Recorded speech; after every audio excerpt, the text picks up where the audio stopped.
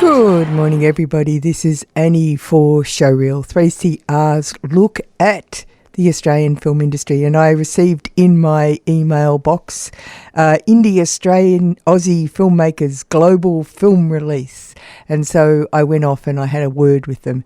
This is a conversation I had with the director and one of the producers of a film called Anno 2020. It was shot during the height of the pandemic in 5 countries, 4 continents, and in 17 different cities. What isn't interesting about a film that this ambitious? So I had a word with the two. I spoke to Gil and Ben-Moshe, who's the producer, and James Morcan, who is the leading light. He's a author of about 25 books, and this particular film was based on, loosely on one of his books, but really it's about the work that goes into making such a grand project on a very small budget. So I had a chat with the two guys. Anno 2020 was obviously conceived during COVID. So how did it all begin? How did this project begin for you guys? 2 words, James Morcan. It was his idea and it was his vision. James, maybe you should explain to Annie about the book and your idea and maybe take it from there. Yeah, sure. So as Gil was alluding to there, it started out as a novel. So it was basically me just trying to process what we were experiencing during that time. And I didn't have any answers, and I still don't, but we were just asking questions and we wanted everyone's voice to be heard. And it was sort of showing some of the paranoia and also arguments that people were having during that time around the world. And then it just sort of broadened from there into this huge... Gil, do you want to talk about how we produced it?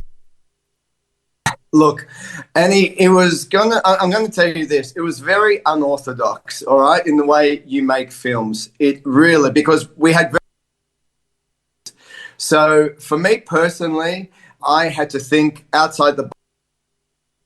And another creative genius who's part of our team is Simon Carter. He was our director of photography, our editor, and our technician, our technical advisor. He was brilliant. So he came up with a lot of different ways to make this happen.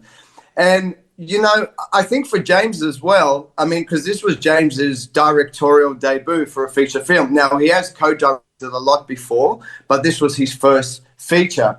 But could you imagine, Annie, what it'd be like for your first movie to be directing remotely for half of the movie and especially around the world?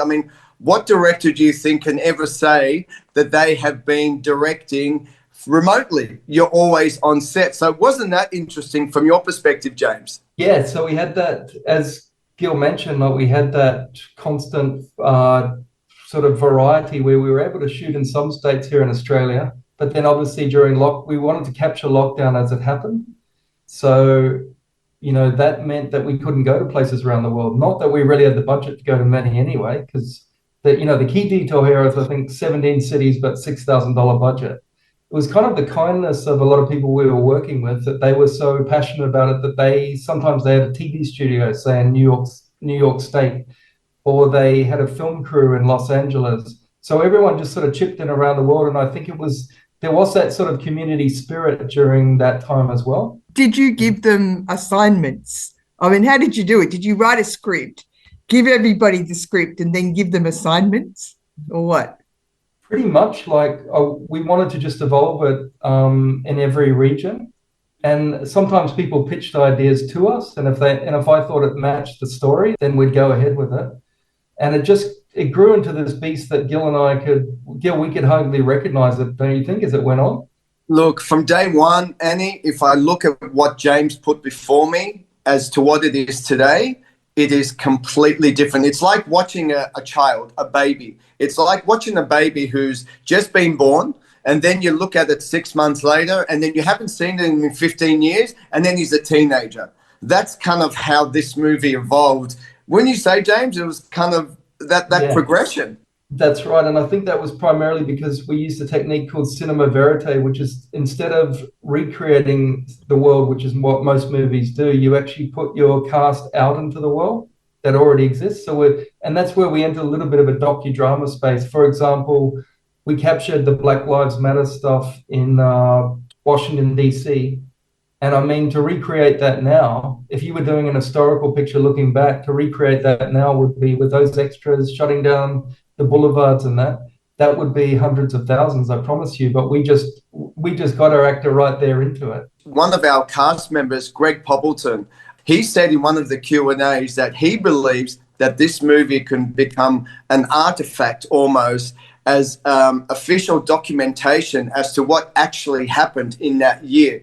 Because it was all shot in real time and during the height of the pandemic, there'll be a lot of recreations of this, but because this actually happened in real time, that's where the authenticity really comes into it. And it was genuine because there's a lot of mask wearing and social distancing and all that kind of stuff, but that happened in real time and in real life as well. And the great thing for us is that we're hoping, from what we're finding, is that everyone experienced this, Annie. The whole world experiences. So we're really hoping that people will resonate because they all went through it the same way we did.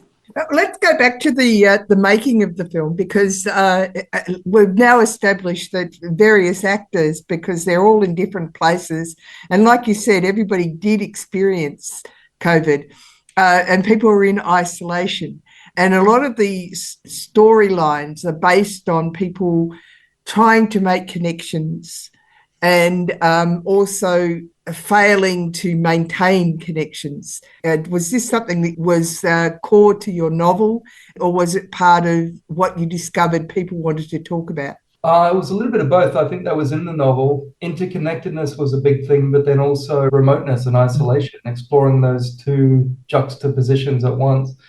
But then we also got into a process where we got to know the actors, and they revealed things to us about their lives, either in their past or what they're experiencing in the present time. And it just became too good not to. So we had a very brave cast, Gil included, where you guys put in a lot of real life stuff. So it wasn't always my fiction. And so that kind of twisted and turned the plot in different ways that was beyond me. And that's why all the actors actually get a screenwriting credit with me, a type of screenwriting credit, a minor one, but they're all adding dialogue and so on. So it just really twisted and turned in ways that we had to watch. And then in the edit, finally, we had enough for a massive TV series. So then it was about paring it back. And that's sort of, again, going back to the documentary analogy, even though it's a strict drama, but I was using techniques that documentary filmmakers make where you're not afraid of having that much content, but then in the end, they can pare it down to what they need. Because you got the stories of all the different people that were involved, you're able to get quite a broad range of different types of people from different cultural backgrounds. So that's quite interesting, isn't it? Yeah, that is. Gil, do you want to talk about that? Because we were obviously casting it together. So. Yeah, well, look, we all decided that when we were going to make this film, especially James, when he was developing the stories and the characters as well, it's very interesting when you get different people from different backgrounds who have got different ethnicities, because they've all been grown up differently, Annie. You know, whether they were born here or they came from a different country, they've all got different experiences. And as people, and especially as actors, James wanted to put that and to translate that onto screen. So it's really all about the traumas that we have in life, but also collaborating together. So we give you different perspectives about what our lives are and what our lives have been. And I think that came across, or I hope that came across in the film. A lot of critics actually did mention that, and they love the fact that we had, well, obviously it's a kaleidoscope, so it does contain multiple plots, but also, like you mentioned, different ethnicities. You know, we have in America the Rochester plot with a lot of Afro-Americans, and then we had the Chinese plot, and then, you know, we've got an Israeli girl, and then myself with my Jewish background here as well. So I think that was very interesting for a lot of audiences to see. Because COVID was such a strange sort of affair, and you were making this film while people were actually experiencing it, they must have found it almost therapeutic to work on the film. Yeah, I think so. I mean, Gil, you were acting more than me. I just play a bit part, but you were experiencing it. So what was that like to, you know? Do you know what I've said from day one, Annie? James, during COVID, saved my sanity because everyone was losing their minds during lockdowns, you know? And for most people, it felt like it was a prison sentence, you know? So we're locked in four walls all day. Then we get an hour to exercise, and then we're back within the four walls. And that's kind of what it felt like. But the great thing for me and for the rest of the team and for the rest of the cast, because all the industry was shut down, it gave us something to work on. I had to learn big monologues that James wrote for me. So it kept me busy. And apart from that, producing this with James, as well as Simon and Angela in Brisbane and a couple of others in the States. So that saved me personally during lockdowns, because it gave us something to do, and we always had something to do. And it's interesting as well, one last thing, and is that when you're dealing with 5 different time zones, some of our shoots started at 2 a.m., at 3 a.m., at 4 a.m. They started. So we was trying to stay awake all night. Then we were shooting for 12 to 15 hours, and then we were doing it again because we were working around everyone else's schedules. Tell me about the shooting, because was it through the computers, or what sort of technology did you use? So it was actually a variety. Like some of the scenes you see, it's recreating what we're on now, like something like Zoom. But sometimes we shot it via camera, and then we've recreated that look. So it gives the illusion that it was sometimes it was. But it's better quality. It's better quality. Yeah. Yes. Right. That's right. There were iPads as well. There were telephones, iPhones. We pretty much used everything, didn't we, Gil? Like everything. We did. Phones. And it was great because it really helped James, Annie, because when we were shooting, well, obviously overseas for half of this film, James wasn't on set. So he was relying on all of these devices to see the production set. Was he happy with the lighting? Was he happy with the production design? Was he happy with the props? We actually attached a phone onto a camera, and that was moving around while he was trying to show James, are you happy with this? Are you happy with that? And then we would sneak in an iPad up in the top corner to give us another angle, and then another one on top of a fridge for another angle, or whatever, somewhere behind the couch. And that's basically how James was able to direct his camera people around the world, because we used to watch, James, 6 or 7 different cameras throughout, right? And we probably had about 6 or 7 film crews around the world. Yeah. Like we even had Chinese associates shooting during their extreme lockdown. How did you find that, James, as a director? That's really challenging. Well, you would think it would only be a negative, but I would call it a negative and a positive, in that some ways it was actually better when we were able to just focus on the acting, because film sets are a very busy place. It's not a writer's movie. I would call it a acting and editing movie. Those 2 things are to the fore, if you ask me. And then obviously we bring in the music and so on. So if we didn't have great performances, this movie would die. So it just allowed the actors to not worry about any of the other things. But a lot of the times it was just, we'll focus on this and only this. So I actually found that we were able to go deeper. And the communal experience during that time, people didn't have distractions. So we were actually going very, very deep into character. And the key thing with this, I think, going back to what you were saying before about different cultures, I decided to have this movie, 75% was improvised dialogue. So I had it all written, but then we evolved it.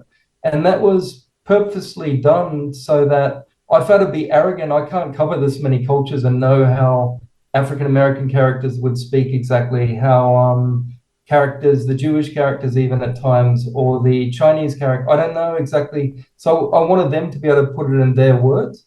I would also add to that we've talked a lot here about COVID, but for me, that's really the backdrop of the story. But a lot of the story could have been told at any time. But I felt that this period heightened the intensity. I didn't want to fall into the trap of this as a lockdown movie or anything. I believe it transcends that into deeper themes about relationships, really. it was actually interesting for the actors as well, because they hadn't experienced it before either. So when they were just sitting at their homes or in their backyards or anywhere else where we were shooting, it was just them and their computers. And sometimes it felt a little weird and uncomfortable for them initially, only initially. They got used to it, because I remember a lot of them were saying it didn't feel like they were on a film set. Because, you know, it's like what James said, they're very chaotic. You've got crew and production people and blah, blah, blah, producers and assistant directors running around. Everything's going on. But when you're sitting in your room or in your lounge and it's just you and your computer and you're still being recorded, they found that a great trait for them, because all they were able to do was to focus and concentrate on their performance, because there was no other distractions around them. As James said initially, he really wanted to give the actors as much creative freedom as possible, hence why he introduced the whole improvisation scenario, right, for most of the actors. And they really embraced it. Initially, Annie, I'll be honest with you, a few of them, they weren't sure about what was going on, but then they really embraced it, and then they really understood it because it was new. It's a little bit like a crossover from a feature TikTok, if you know what I mean. Like they're in control. They've got more control than they'd normally expect, right? That is exactly right. I know unknown territories, but it kind of worked in their favor, I felt, at the end, and especially for me as well, because it felt weird being here by myself, just with my laptop or my phone. But then it kind of worked in my favor as well. How did you get all the actors? I mean, obviously, Gil, you're on board, but how did you get all the others? Did you just do a call out, or is it people you know? James? I was pretty grateful that, Gil, you bought me a bunch of actors like here in Australia. So especially the great Australian child actress, I believe is an up-and-comer, as Audrey Nitschke, who plays Sophie. You brought me her. You'd already worked with her, which I was grateful. Yeah. And in a couple of cases, also the other child actors we had in America, they were contacts of other people in the cast. So I was grateful for that, because it's very hard to cast child actors, especially on a no budget thing like this. We need a lot of trust. But apart from that, yeah, we put out call outs, and we were really surprised by the level we got. Backstage was one site we used to put out call outs. I think we got lucky during this time also that people weren't working, so they were up for an experiment. But maybe the book to film angle helped. I mean, outside of Hollywood, you don't generally get many book to film. I haven't seen too many under, say, a 10 million budget book to film. So I think hopefully gave a bit of class to the production. We got 500 applications for one role. Oh, well, there you go. Just emphasizes James saying that everyone was out of work and looking for something to do. It worked in our favor. The editing, because yes, that of course it is an actor's film and it is an editing film. So tell us about that. Yeah, so that's sort of what I referred to previously about it's not really a writer's film, even though it's based on a novel. In order to catch this time period, I skipped the writing process, because obviously it began inspired by these lockdowns, but then I wanted to catch that. Whereas normally you write a script over years, sometimes some writers could even be decades developing it.